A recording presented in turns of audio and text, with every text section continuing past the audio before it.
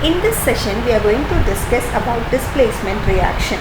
So in order to know about displacement reaction, try to recall the activity of reaction between copper sulfate and iron which you have done in your class 7.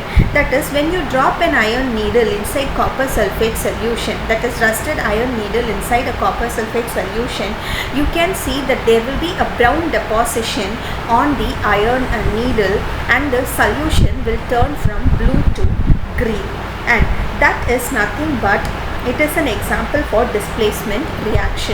So during reaction, if a metal replaces another metal from its compound, then such reactions are called displacement reaction.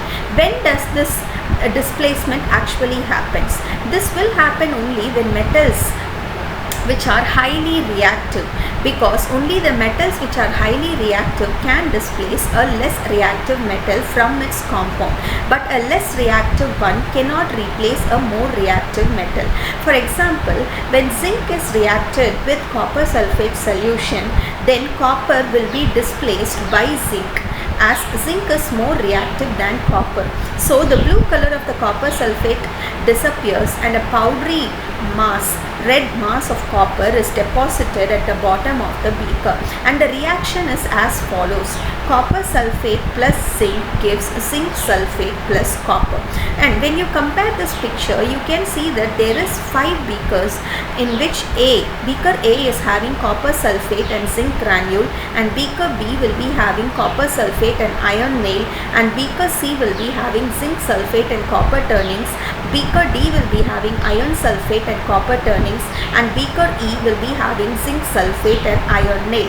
And from the second picture B, you can see that there is change only in beaker A and B, whereas there is no change in beakers C, D and E. This is because in case of beaker A and B, your zinc and iron are highly reactive compared to copper, and hence they replace copper from copper sulfate compound. Whereas in case of beaker C, D and E, your zinc which is present in zinc sulfate and iron which is present in iron sulfate, and in beaker E, the zinc which is present in zinc sulfate are highly reactive than your copper turnings and iron.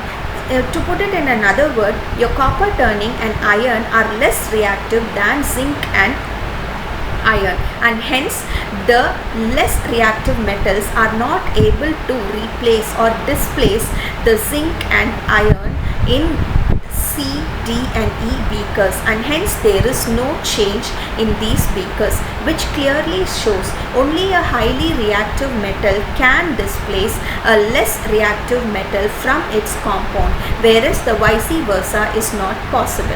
Now coming to applications of metals, metals are generally used in making of machines, automobiles, airplanes, cars, satellite, etc.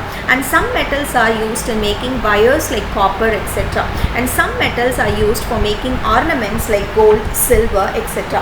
Coming to application of non-metals, the non-metal is an essential part of our life which all living beings inhale during breathing, which is nothing but oxygen. That is, the oxygen is necessary for all living beings to survive, which is a non-metal. And some non-metals are used as fertilizer to enhance the growth of the plant, and non-metals are used in water purification process, and non-metals are used in the purple colored solution which is applied on wounds as an antiseptics. So some non-metals are used as antiseptics, and non-metals are also used in crackers.